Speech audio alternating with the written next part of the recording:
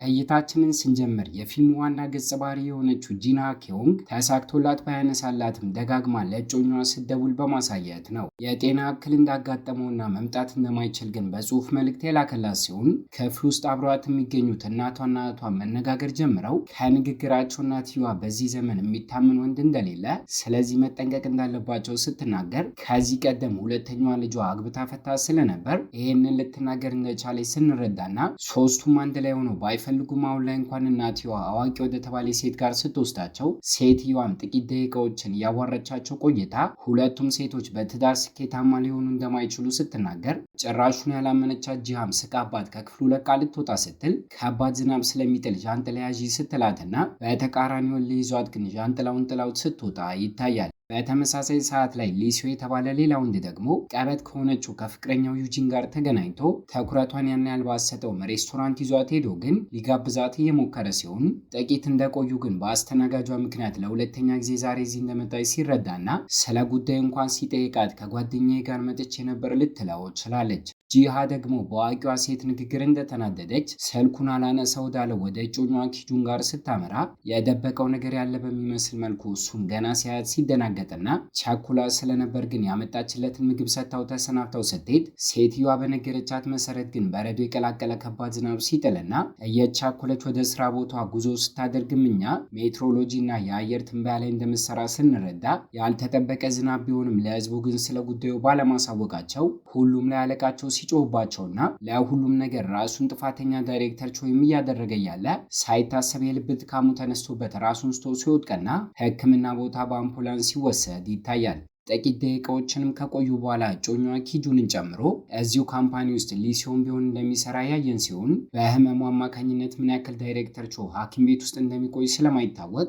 እሷ አገግሞ እስኪወጣ ድረስ ኃላፊነቱን ጂና እንድትወስድ አለቃዋ ትዕዛዝን ሲሰጣትና ከ2 ሳምንት በኋላ ሰርጓ ስለሆነ ስራ እንደሚበዛባት ብትነግረውም ከቁም ነገር ሳይቆጥራት ትዕዛዙን ሰጥቶ ትቷት ሲሄድና ይሄ ነገርም ከመጠን በላይ ሲያናድዳት ይታያል። ኃይልና የተፈጥሮ ችሎታ ያለው በሚመስል መልኩ ግን ስለ አየር ትንበያ ወጣቱ ሊሲዮ እውቀት ያለው ሲሆን አስቀድሞ ዛሬ ቀን ላይ እንኳን እንደሚዘንብ ለስራ አጋሮቹ አሳውቆ እንደነበር እሷን ጨምሮ ከቁም ነገር ሳይቆጥሩት ግን ችላ እንዳሉትና ስለ ጉዳዩ ካጠና በኋላ አሁን ላይ እንኳን በድጋሚ የመዝነብ ዕድል እንዳለ ሲያሳውቅ ሰማዩ የጠራ በመሆኑ ግን ለሁለተኛ ጊዜ ጂና እንደሚዘንብ ለህዝብ ሳታሳውቅ ስቀርና ከእሱ ጋር በአካል እንዲገናኙ በማድረግ ኮስተር ብላ የአየር ትንበያው የመዝነብ ዕድሉ ዝቅተኛ እንደሆነ ስለሚያሳይ ልታሳውቅ እንዳልቻለች እየነገረችው ያለ ሁለቱም እየተመለከቱት ቀለል ያለ ዝናብ ሲጥልም ይታያል። ኮስታራና ኩራተኛ ነገር በመሆኗ ግን ጥፋቷን ሳታምን ቀርታ ስራዋን ከጨረሰች በኋላ ምሽት አካባቢ እንኳን ከካምፓኒው እየወጣች ያለ ቀደም ዣንጥላዋን በመጣሏና ባለመያዟ እሱ ሊያስጠልላት ቢሞክርም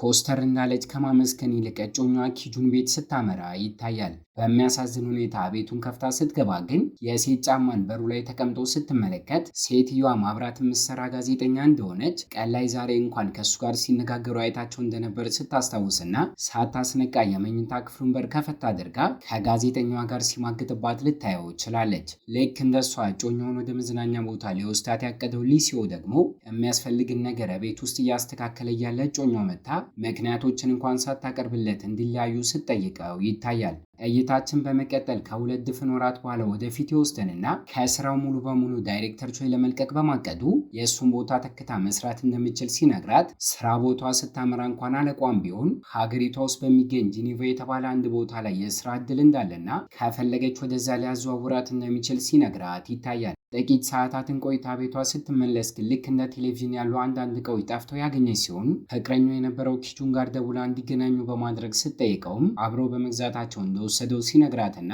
የምትኖርበትን አፓርትመንት እንኳን እንደሚካፈሉ ሲያሳውቃት እይታችንን በትውስታ ወደዛ ቀን ወደኋላ ወስዱን ሲማግጥባት ይዘው ከአፓርትመንቱ እየወጣች ያለ ተመልክቷት ተከትሎ በመምጣት ይቅርታ ከጠየቃት በኋላ ሰርጋቸው እንዲሰረዝ እንደጠየቃትና እያለቀሰች ግን በቦርሷ እየመታችው እልኋን ልትወጣበት ስትሞክር ስንመለከት ከትውስታችን ስንመለስ ስለ ቤቱ ንብረት ክፍፍል ጉዳይ ከቁም ነገር ወስዳ እንድታስብበት በመናገር ትቷት ሲሄድና እናቷ ጋር እሷም ካመራች በኋላ ስለ ጉዳዩ ማውራት ጀምረው ከጥቂት ወራቶች በፊት ቤቱን የገዛችው እሷ ብትሆንም በሁለቱም ስም በማድረጉ ግን ሳታገቢ በፊት እንዴት አመንሹ በማለት እናቷ ስጮህባት ልንመለከት ችለናል። ከጥቂት ሳምንታት በኋላ ደግሞ ሌላኛው የካምፓኒ ብራንች ውስጥ ይሰራ የነበረው ሊሲዮ እሷ የምትሰራበት ብራንች ውስጥ በመዘዋወሩ ሲመጣና ጥበቃው ግን ፊቱ አዲስ ስለሆነበት መታወቂያ እንዲያሳይ በመጠየቅ አላስገባም ሲለውና ጂና እየገባች ስለነበር ግን እንዲገባ ለጥበቃው ነገር ስታደርገው እሱም አመስግኖ እዚህ መስራት ስለጀመረ በየቀኑ እንደሚገናኙ ሲነግራትና ደስተኛ ሳትሆን ቀርታ ለአለቋ ስለዚህ ነገር ቅሬታ ስታቀርብ ግን ጸባዩ ጥሩና እውቀት ያለው ልጅ በመሆኑ ያግዘናል ሲላት ይታያል። የካምፓኒው ባለቤት እሷ ስላልሆነች ማባረር አቅቷት እስካሁን እጮኛዋም ሆነች እሱን የቀማቻት ጋዜጠኛዋ ሴት ቀን በቀን እየተያዩ አብረዋት የሚሰሩ ሲሆን ከጥቂት ደቂቃዎች በኋላ አሁን ላይ እንኳን እሱ ገለጻዎችን አድርጎ እንደጨረሰ ትላንትና ስለነገራት የንብረት ክፍፍሉ ጉዳይ እየጠየቀ ሲጨቀጭቃትና አስቀድመውኑ ተናዳበት ስለነበር ቲቪውን መውሰድ እንዳልነበረበት በመናገር እሷ ራሷ በትሯ እንዲመልሰው እየጠየቀችው ስጮህበት ሁለቱ ወዳሉበት ክፍል ግን ሊሲዮ በድንገት ሲገባና አለቋ እየጠራት እንደሆነ ሲነግራት እሷም ጉዟን ብትጀምርም ተከትሎ አስቁሟት ግን ከሰውየው ጭቅጭቅ ሊያድናት ፈልጎ እንደሆነ በመናገር ውሸቱን እንደሆነና አለቋ እንዳልጠራት ሊያሳውቃት ችሏል።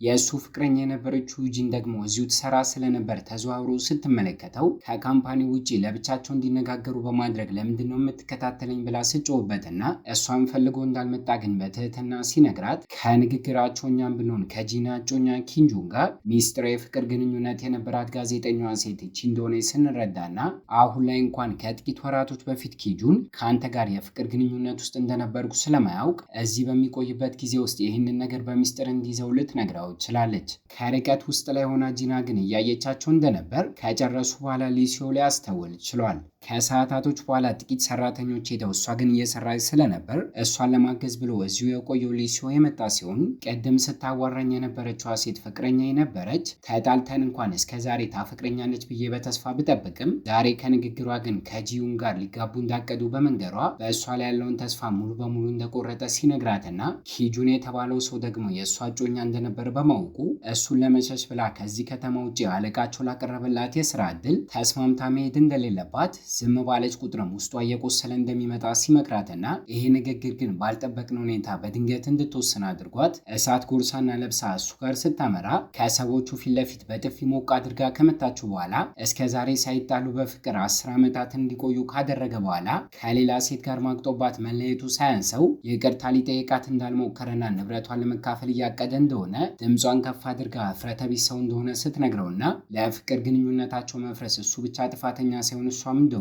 ከፍቅረኛው ይልቅ አብረው እያሉ ልክ እንዳለቀ ሆና አክት ታደርግ እንደነበር የቆዩባቸው 10 ዓመታቶች በአጠቃላይ ለእሱ ከባድ እንደሆነ ሲነግራትና ይሄ ክስተትም እንድታለቅስ አድርጓት ቤቱን ሲገዙት ያዋጣውን ጥቂት ገንዘብ ብቻ እንደምትልክለት በመናገር ትታው ስትሄድ ይታያል። ሁሉንም ነገር ተጋፍጣ እዚሁ ለመቆየት እንደወሰነች እንኳን በፈገግታ ተሞልታ ለአለቋ ልትነግረው ችላለች። ምሽት አካባቢ ከስራ ቦታ እየወጣች እያለ ግን እየጠጡ ዘና እንዲሉ ሊሲዮ ሀሳብ አቅርቦላት ወደ ባር ሲያመሩና ለቀድሞ ፍቅረኛው ሰርግ አበባ ሊልክላት እንዳቀደ እየነገረ ሲያስቃት ሁለቱም ስለ ቀድሞ እጮኛቸው እያወሩ ንዴታቸውንና ጭንቀታቸውን ረስተው ሲዝናኑ ይታያል። እይታችን ግን ምሽቱ በዚህ መልኩ ተጠናቆ ወደ ቀጣዩ ቀን ሲወስደን ከእንቅልፏ ስትነቃ የሆቴል ክፍል ውስጥ ከእሱ ጋር አብራ አድራ ራሷን ያገኘችው ሲሆን ከእንቅልፉ እሱም ቢሆን ነቅቶ ሰላም አደርሽ ወይ ሲላት የምሽቱን ማስታወስ ጀምራ ጠጥተውና ሰክረው ማታ ከባሩ እየወጡ ያለ አስቀድመ የሳመችው እሷ እንደነበረች ይሄ ክስተትም ሁለቱንም ስሜታዊ እንዲሆኑ አድርጓቸው ሆቴል ክፍል ይዘው እዚሁ እንዳደሩ ስንመለከትና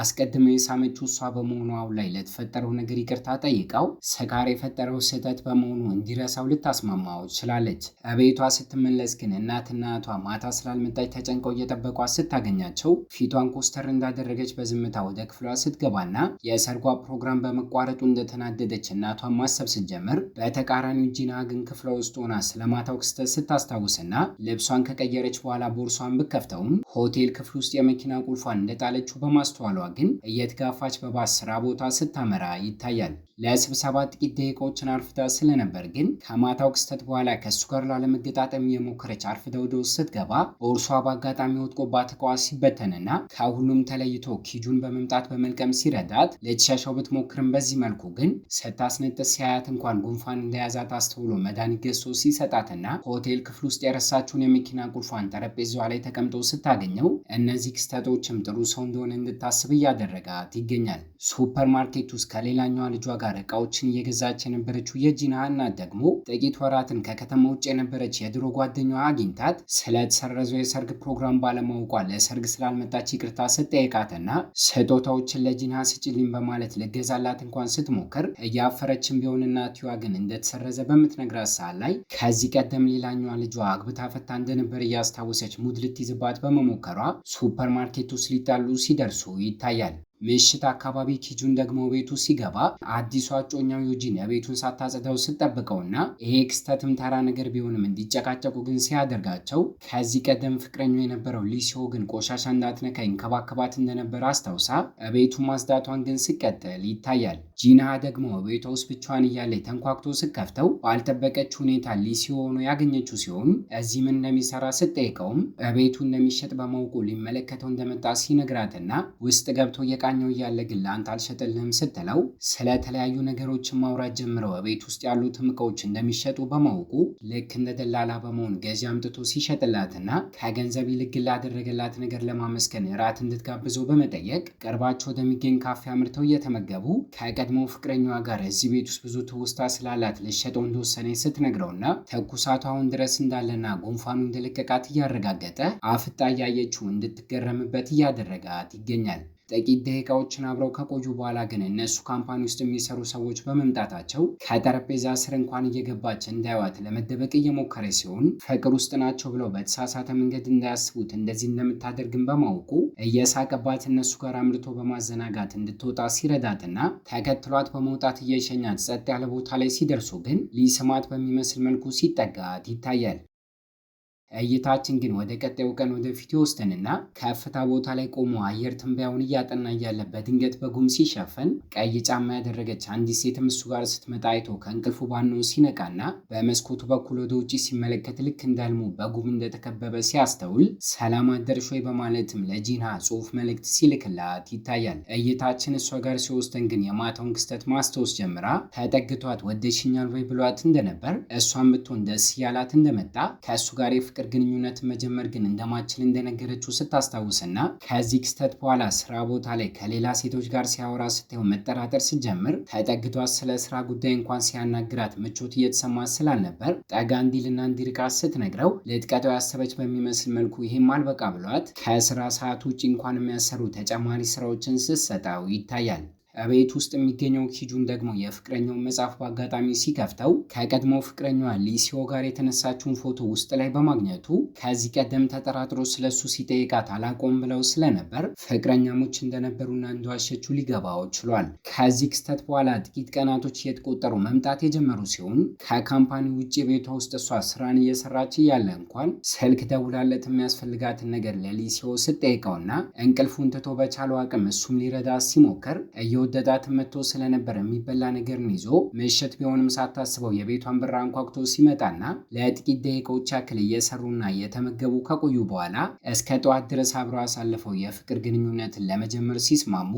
ከቤተሰቦቻቸውና ከስራ አጋሮቻቸው ጥቂት ጊዜያትን በሚስጥር እንዲይዙት ግን ሲወስኑ ይታያል። በተመሳሳይ ሰዓት ላይ በአጋጣሚ ዛሬ ቀን ላይ ፎቶን ከተመለከተ በኋላ ኪጁን ስለ ጉዳዩ ግልጽ አድርጎ ለዩጂን ጠይቋት በመካከላቸው የበለጠ አለመግባባት ተፈጥሮ ስለነበር ቀዳዳ መጸዳጃ ቤት ውስጥ እየጣለችው ያለ በአንደኛዋ ሰራተኛ አማካኝነት ከዚህ ቀደም ሊሲዮ ከጂና ጋር ከባር ለቆ እየወጡ ያለ ከርቀት ሰዎች አይተው ስለነበር እሷን በትክክል ባያዋትም ከአንዲት ሴት ጋር ግን ፍቅርን እንደጀመረ ሲያወሩ ሰምታ ስለነበር ስላጣቸው የተጸጸተች በሚመስል መልኩ አሁን ላይ ደጋግማ ስደውለት ከጂና ጋር እሱ ግን በሰዓቱ ተኝቶ ስለነበር ሳያነሳላት ሲቀርና የብቸኝነት ስሜት ተሰምቷት ስታለቅስ ይታያል። ምሽቱ በዚህ መልኩ ተጠናቆ ጠዋት ላይ አርፍዳ ከእንቅልፏ ጂና በመንቃቷ እየቻኮለች ልብሷን ቀይራ ስትወጣና ጥቂት እንደተጓዘች ግን ዕቃ እንደረሳች በማውቋ ተመልሳ ወደ ቤት ስትመጣ እሱ ግን በሰዓቱ የተደረደረውን የማታውን ሚስኮል ተመልክቶ መልሶ ደውሎላት በድጋሚ አትደውይ በማለት እየጮህባት ሲያስጠነቅቃት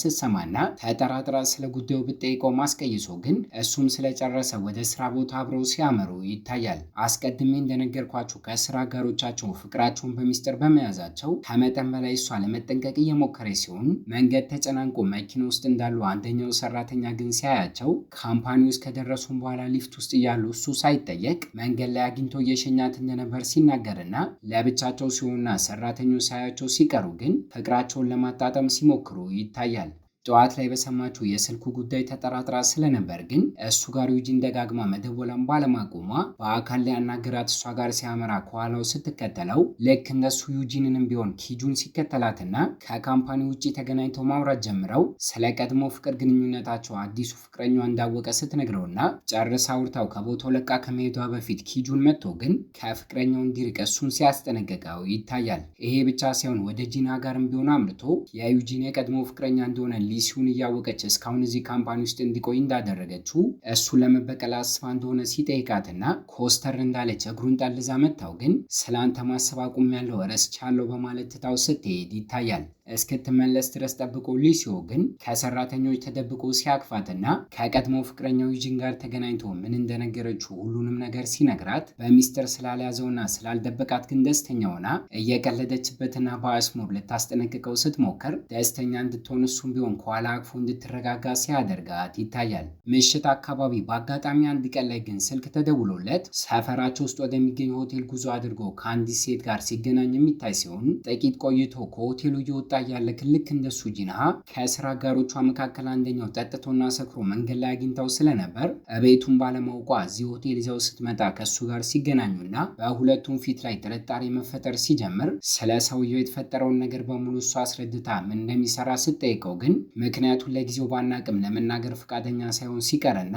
ቀድሞ ሆቴል ውስጥ ያገኛት ሴት እንኳን መታ እስካሁን አልሄድኩም ወይ በማለት ስትጠይቀው ይሄ ክስተትም የበለጠ ጂናን እንድትጠራጠር ሲያደርጋት ሳትጠይቀው በድጋሚ በዝምታ ተውጣ ምሽቱ ከተጠናቀቀ በኋላ ግን ጠዋት ላይ በድጋሚ እንዲገናኙ አድርጋ ከዚህ ቀደም እጮኛዋ ማቅጦባት ስለተለያት በድጋሚ በፍቅር ላለመጎዳት ግንኙነታቸው ሳይጠነክር እዚህ ላይ እንዲቋረጥ ስትጠይቀውና እሱ ግን የበለጠ ፍቅራቸውን እንዲጠነክር ስለሚፈልግ ትላንት የተፈጠረውን ነገር መናገር ጀምሮ እይታችን በትውስታ ወደኋላ ውስጡን ስልክ ደውሎ የጠራው አባቱ እንደነበር ያቺ ሴትም የአባቱ ቅምጥ እንደሆነችና ሱሰኛና በቁማር የተለከፈ አባት ስላለው ግን ደውሎ የጠራው ገንዘብ ሊቀበለው እንደሆነ ስንረዳ ተጨቃጭቀው ከቦታው ለቆ ከወጣ በኋላ ከእሷ ጋር ሲገናኝ ግን አባቱ እንዳየው ስንረዳ ከትውስታችን ስንመለስ አሁን ላይ ስለዚህ ጉዳይ ሁለቱም አውርተው ከጨረሱ በኋላ ካምፓኒ ውስጥ ስራ ቦታ ላይ ያለች የእሷ አባት አድራሻውን አጣርቶ በመምጣት ሲያስጠራትና ስለማንነቱ በመናገር ራሱን አስተዋውቆላት ማውራት ጀምረው ድምፁን እንዲቀንስ እየጠየቀችው ስለነበር ከክስተቱ እስካሁን ፍቅራቸውን በሚስጥር እንደያዙት በማወቁ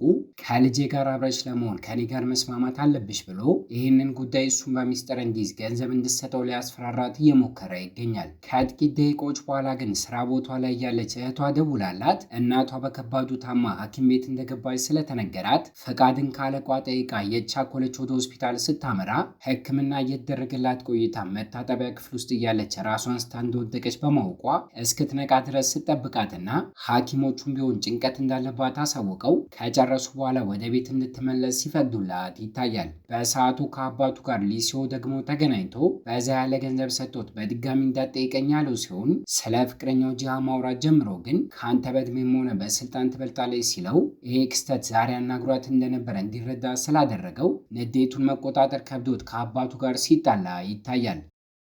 ጂና ደግሞ እናቷን ተንከባክባ ጨርሳ ቤቷ ስትመለስ በሩ ላይ ቆሞ እሱ እየጠበቃት ስታገኘው አስቀድሞ ስለ እናቷ ደህንነት ከጠየቀም በኋላ ስራ ቦታ ላይ ዛሬ አባቱ ስላደረገው ነገር ይቅርታ ሲጠይቃትና ሳታካበት ግን ከአባቱ ጋር ያለው ቀረቤታ የጠነከረ እንዳልሆነ ስለገባትም ቤት እንዲገባ ፈቅዳለት ምግብ መመገብ ሲጀምሩና ጠረጴዛው ላይ የቀረበውን ምግብ እያሳየችው በዓመት አንድ ቀን ብቻ እናቷ ይህንን እንደምትሰራ ስትነግረው ምክንያቱን ሲጠይቃትም አባቷ የሚወደው ምግብ እንደሆነ ከሞተ ብዙ ጊዜ ስለሆነ ለሙት ዓመቱ ብቻ እናቷ እንደምትሰራ ስትነግረውና ከንግግራቸው እኛም ብንሆን አባቷ ራሱን አጥፍቶ እንደሞተ ስንረዳ ከዚህ ቀደም በተደጋጋሚ በፍቅር ተጎድታ እንደነበር ሁለቱ አብሮ በሚቆዩባቸው ወደፊት ጊዜያቶች ውስጥ ምናልባት ለእሱ ያለው ፍቅር ከጠፋ እንኳን 10 ዓመታትን እንደጎዳት ልክ እንደ ቀድሞ ፍቅረኛዋ በዝምታ አብሯት ከሚቀጥል ግልጽ አድርጎ እንደጠላት እንዲነግራት ስትጠይቀው እሱም ቢሆን ቃል ሲገባላት ይታያል። ተከራይቶ ከነበረው ቤት በተደጋጋሚ ለቆ እንዲወጣ አከራዩ እየጨቀጨቀው ስለነበር ግን ከአቅሙ ከአቅሙ በላይ ሲሆንበት የዛኑ ቀን ላይ እቃዎቹን ሰብስቦ ሲወጣና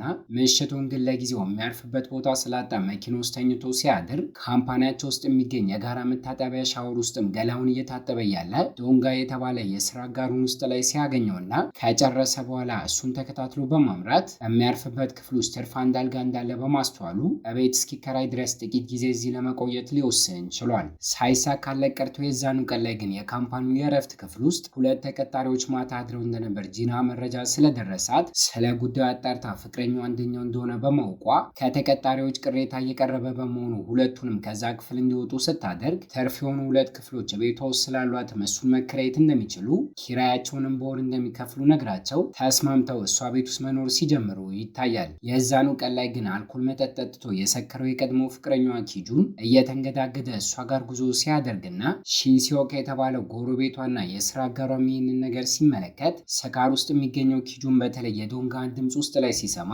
ከሌላ ወንድ ጋር ፍቅር የጀመረች መስሎ ችግርን መፍጠር ሲጀምርና ከረባቱን ይዛ እየጎተተች ከቤቷ እንዲወጣ አድርገው ማውራት ጀምረው ግን ሰካሩ ልክ እንደ ሕፃን ልጅ እንዲያለቃቅስ እያደረገው እሷ ላይ ለሰራው ግፍ ይቅርታ ሲጠይቃት ድምፁን ከፍ አድርጎ ስለ ሁለቱ ባወራ ቁጥር አፉን እየያዘች ስታስቆመውና ጥቂት እንደቆየ ግን እንቅልፍ ወስዶ ትከሻ ላይ ጋደም ሲል ቀናት ላይ አሳብደው የደረሰው ሊሶ በመምጣት አድራሻውን ከሷ ጠይቆ ተሸክሞ በመኪናው ጭኖ ይዞት በመሄድ እራትን አዘጋጅታ እስኪመጣ እየጠበቀችው ላለችው ለፍቅረኛው ዩጂን አሳልፎ ሲሰጠው ይታያል። ጨርሶ ቤት ሲመለስ ግን ውጭ ላይ እንደተቀመጠች ጂናን ያገኛት ሲሆን ከኪጁን ጋር ከዚህ ቀደም ከመጣላቷ በፊት በስራ ጉዳይ ታግዘው እንደነበር ከተጣሉ በኋላ አሁን ላይ እንኳን እሱ ማገዟን እንዳላቆመች ከስራ አጋሮቹ ሰምቶ ስለነበር ስለዚህ ጉዳይ ጠይቋት በጥቂቱም ሲጋጩና ከሁለቱም ቀድማ ጠዋት ላይ ከእንቅልፏ በመንቃት ቁርሷን በልታ ድርሻቸውን ራሳቸው አብስለው እንዲመገቡ በመናገር እታቸው ወደ ስራ ስትሄድና ከስካሩ ለነቃው ኪጁን ደግሞ ፍቅረኛው ዩጂን ትላንትም እንደተፈጠረ ደጋግማ ስትጠይቀው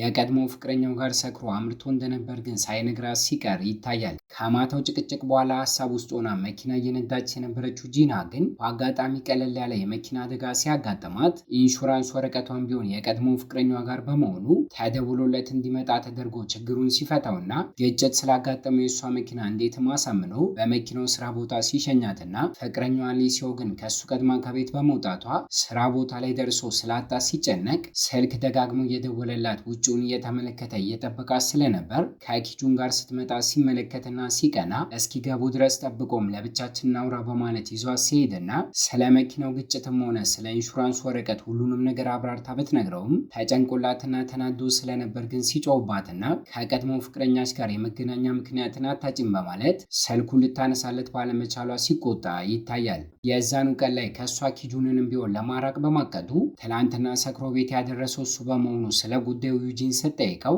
የቀድሞ ፍቅረኛው ጋር መጥቶ እንደነበር ሁሉንም ነገር የነገራት ሲሆን ይሄም አልበቃ ብሎት ስለ አየር ትንበያ መግለጫዎችን እሷ እየሰጠች እያለ ከኪጁን አጠገብ ቆሞና ማውራት ጀምረው ንግግራቸው ወደ ጸብ ተቀይሮ እላቸውን ለመወጣት ሲጣሉና የስራ አጋሮቻቸው አገላግሏቸው ግን አለቃቸው ሁለቱንም ሲቀጣቸው ይታያል። እስኪጨርስ ድረስ ጂናም ጠብቃ በምልክት ውጭ እንዲገናኙ በማድረግ ሲጣላ ያጋጠመው ቁስል ላይ መድኃኒቶችን እየቀባችው ሲሆን 10 ዓመታትን ከእሷ ጋር አብሮ የቀድሞ ፍቅረኛው አብሮ በመኖሩ እንዲህ በቀላሉ ከህይወቷ ልታስወጣው እንደማትችል ከስራ ባልደረባነት የዘለለ ግን በመካከላቸው ምንም ስለሌለ መጨነቅ እንደሌለበት ስትነግረውና ቅናቱን ትቶት እሱም ቢሆን ሲስማት ይታያል። ከኋላው ከርቀት ተከታትሎት የነበረው ኪጁን ግን ሲስማት ተመልክቶ የፍቅር ግንኙነት ውስጥ እንዳሉ ሲገባውና እስካሁን የሚወዳት በሚመስል መልኩ የቅናት ስሜት እየተሰማው ቤቱ ሲመለስ በተራ ነገር እየጠበቀችው ካለችው ከፍቅረኛው ዩጂን ጋር መጨቃጨቅ ጀምሮ ስለ ቀድሞ ፍቅረኛዋ ማውራት ጀምሮ ከጂና ጋር የፍቅር ግንኙነትን እንደጀመሩ ለእሷም ቢሆን ሊነግራት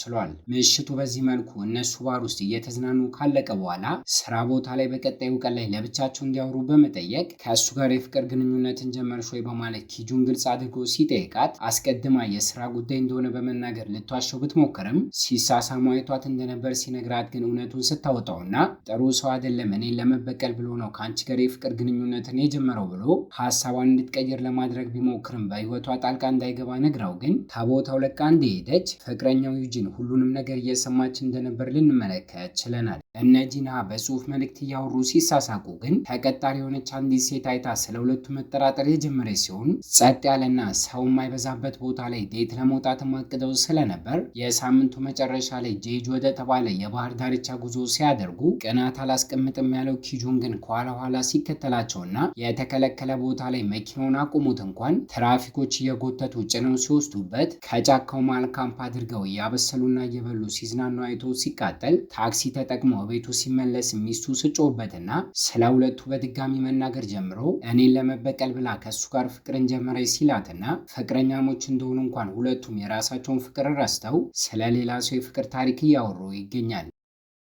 በቀጣዩ ቀን ላይ እንኳን ስራ ቦታ ላይ እያሉ ዩጂን ግልጽ አድርጋ ጂናን ከሊሲዮ ጋር ፍቅር ጀመርሽ ወይ ብላ ስትጠይቃት ከእሱ ጋር ያላትን ፍቅር ያቋረጠችበትን ምክንያት መናገር ጀምራ እሱ ለትዳር ዝግጁ ባለመሆኑ ነው የተውኩት ልትላት ትችላለች። በአጋጣሚ አንድ ቀን ላይ ግን ሊሲዮ ከጂና ቀድሞ ቤቷ ሲያመራ ከእናቷ ጋር ሊፍቱ ሲገናኝና ከደረሰ በኋላ የልጇን የቤት በር ይለፍ ቃል መክፈት ሲጀምር ግራ ስትጋባ፣ ከዚህም በተጨማሪ በሩን የከፈተው ሌላኛው ዶንጋ በመሆኑ ሁለት ወንዶች ልጅ ቤት ውስጥ ምን ይሰራሉ ብላ ግራ ስትጋባና ተቀምጠው መነጋገር ጀምረው እዚህ ነው የምንኖረው በማለት ከመናገር ይልቅ በስራ ምክንያት ሰሞኑ የአየር ጸባዩ ልክ ስላልሆነ ግዴታ ሆኖባቸው እዚህ የቆዩ እንደሆነ ሊነግሯት ችሏል። ጥቂት ደቂቃዎችን ቆይታ ጂናን ብትሆን ከመጣች በኋላ እናቷን ስታያት ስትደነግጥ ምክንያቶችን በመደርደር ለብቻችን እናውራ ብላ ከቤት ስታስወጣትና አስቀድማ ስታመራ ግን ሊፍት ውስጥ እያሉ የስራ አጋሯና ጎረቤቱ የሆነውን ሺንሲዮክን ተመልክታው ስለነበር እስካሁን እንዳላገባና ስለ ግል ሕይወቱ በአጠቃላይ ጠይቃ ከእሱ ጋር ተቀራረቢና አግቢ በማለት ጂናን እየመከረቻት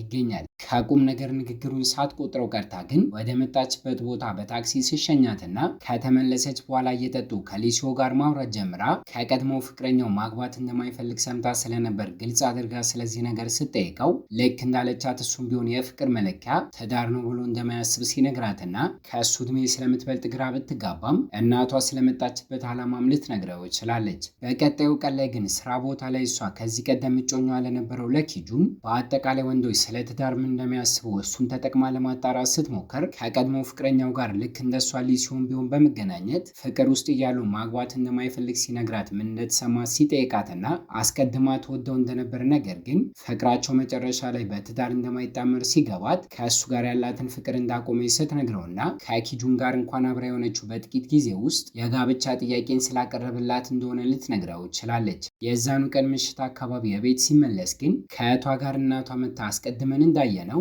ከጎረቤቷ ጋር ልታጣብሳት በማቀዷ የሚበሉ ነገሮችን አዘጋጅታ ሁለተኛ ልጇን ወደ ሺንሲዮ ጋር ስልክና ከጂና ጋር ራሷ ደግሞ መነጋገሯን ስቀጥል በአጋጣሚ እህቷ ግን ወደ ሰውየው ቤት ከገባች በኋላ ከተጻፉት መጽሐፎች መካከል የራሷን በማግኘቷ ደስተኛውና እየተመቻት ሲመጣና ትዳር ያዢ በማለት እናቷ ደግሞ ጂናን እየጨቀጨቀቻት ስለነበር ይሄ ክስተት ሊሲዮን ከሌላ ወንድ ጋር ታጋባታለች ብሎ እያስጨነቀው እየመጣ ይገኛል። እድሜው ብዙም ከፍ ስላላለና በትዳር ላይ ያለው አቋም ግን አሁን ድረስ ስላልተቀየረ ጥቂት ቀናትን ወስዶ ስለዚህ ጉዳይ ረጋ ብሎ ሊያስብበት የወሰነ ሲሆን በቀጣዩ ቀን ላይ በአጋጣሚ ስራ ቦታ ላይ ከተቀጣሪዎች መካከል አንድ ሰው መርጣ ወደ ሌላ ከተማ እንድትልክ ለጂና አለቃዋ ትዕዛዝ ሰጥቷት ስለነበር ይህንን አጋጣሚ ተጠቅሞ ከእሱ አርቆ ሊያስብበት በመወሰን እሱ ለመሄድ ሲስማማና ልክ እንደሱ የቀድሞ ፍቅረኛው ዩጂን ደግሞ ከእጮኛው ኪጁን ጋር ያላት የፍቅር ግንኙነት የተበላሸ በመሆኑ ከዚህ ቤት ከወጣች የሁለቱ ግንኙነት እንደሚያበቃለት ቢነግራትም እቃዋን በሙሉ ከሰበሰበች በኋላ ግን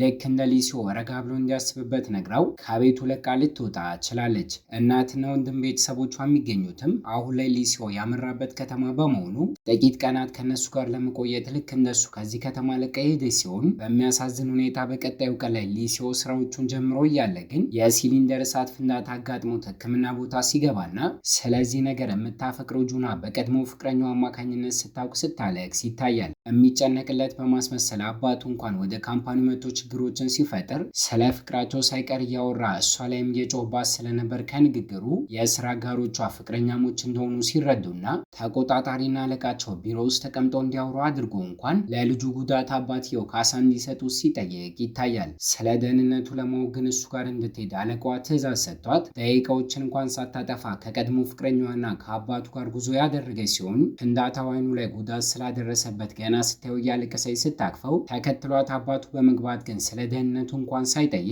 ካሳ ለጉዳቱ እንደሚቀበላቸው ሲናገርና ይህም ነገር አናዶት ከክፍሉ እንዲወጣለት ሲያደርገው ዶክተሮቹ ጋር ጉዞ አድርጎ አባትየው ግን ከባድ ጉዳት እንዳጋጠመው እንዲጽፉለት እየጠየቃቸው ይገኛል። ሕክምናውን ጨርሶ ስለነበር ግን አንድ አይኑ ታሽጎ ከክፍሉ ሲወጣ ከነ ኪጁን ጋር ስለ ገንዘብ ጉዳይ አባትየው ሲያወራ ሲመለከተው መጨቃጨቅ ጀምረውም ለቁማር አሊያም ለሴት ነው የፈለግከው ብሎ ሲጠይቀውና ይሄ ነገር አናዶትም በጥፊ ስለመታው ከክፍሉ እያለቀሰ እየወጣ እያለ ጂና ተከትላ ልታጽናናው ስትሞክርና እዚህ ድረስ አባቱን ይዛው በመምጣቷም ይቅርታ ስትጠይቀው አስቀድሞውኑ እሱም ቢሆን ተናዶ ስለነበር ምስቅልቅል የወጣውንና ችግር የማያጣውን ህይወቱን ካስተዋለ በኋላ ስለ ፍቅራቸው ረጋ ብሎ እንዳሰበበት ከዚህ በኋላ አብረው መቀጠል እንደማይችሉ ተናግሮ ትቷት ሲሄድ ይታያል።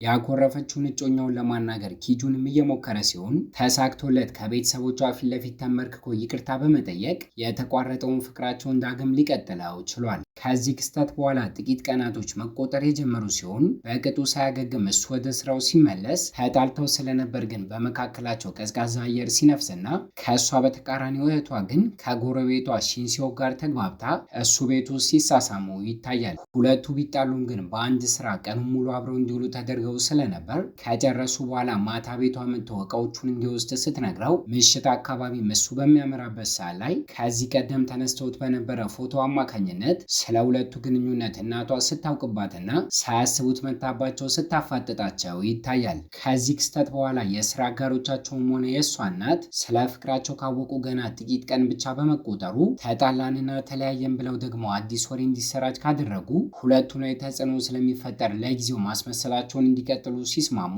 ልክ እንደነሱ ኪጁን ደግሞ ዩጂንን ወደዚህ ካመጣት በኋላ ከእሷ ቀድሞ ከእንቅልፉ በመንቃት ጧት የሚበላ ነገርን አዘጋጅቶ እየሰጠና እየተንከባከባት ሲሆን ነፍሰ ጡር እንደሆነች በሚያውቅበት ሰዓት ግን የሚያደርገው ነገር ጠፍቶት ከጂና ጋር በመገናኘት ስለዚህ ነገር እሷን ሲያማክራት ዩጂንን ብትሆን ልክ እንደሱ ከሊሲዮ ጋር ተገናኝታ ስታማክረውና እሱ ጥሩ የተባለ ቤተሰብ ውስጥ እንዳላደገ ገና እናቱ ስትወልደው እንደሞተች ይሄ ክስተትን በአባቱ እንዲጠላ እንዳደረገውና እሱ ለቤተሰቦቹ መልካም እድል ሆኖ ደስታን ባይፈጥርም ሕፃን ግን ህይወትን እንደሚቀይር ሲመክራትና ከሰዓታቶች በኋላ ቤት ስትመለስ ልክ እንደሱ ጂናን ብትሆን መክረው ስለነበር ደስተኛ እንድትሆን ሰርፕራይዞችን አዘጋጅቶ ሲጠብቃት ይታያል። ጂና ስራ ቦታ ላይ ያለች በአጋጣሚ አንድ ቀን ላይ የሚበላ ነገርን እናቷ ሰርታ ቤቷ ይዛላት ስመጣ የበሩን የለፍ ቃል መክፈት ከብዷት እየታገለች እያለ ግን የገዛ ልጇ ከጎረቤቷ ጋር አሪፍ ጊዜን እያሳለፈች ስለነበር በአጋጣሚ ስሜት የሆነው ተያይዘው ሲወድቁ ልትመለከታቸው ችላለች። በፊልሙም የመጨረሻ ትዕይንት ላይ ሁሉም ነገር ሰላም እየሆነ ቢመጣም የሊሲዮ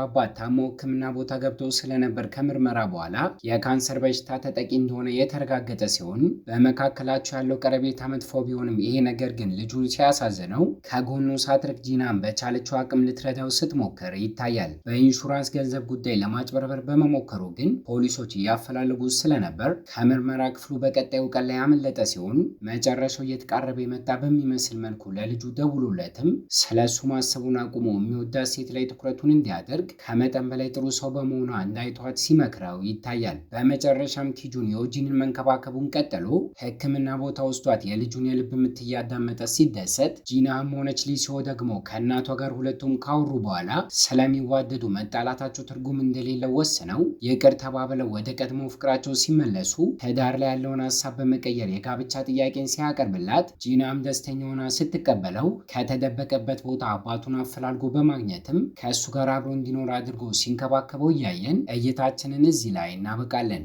ከምታስቡት በላይ ይህንን ቪዲዮ ላይክ ማድረግ ለእኛ ጥቅም ስላለው የላይክ ምልክቷን በመጫንና ልክ እንደዚህ የተለያዩ አሪፍ የተባሉ ፊልሞች እንዲደርሳችሁ ሰብስክራይብ በማድረግ ስለ ፊልሙ ያላችሁን ሀሳብና አስተያየት ኮመንት ላይ ያስቀምጣችሁ። በቀጣይ በሌላ ቪዲዮ እስኪያገናኘን ቸር ያቆየን።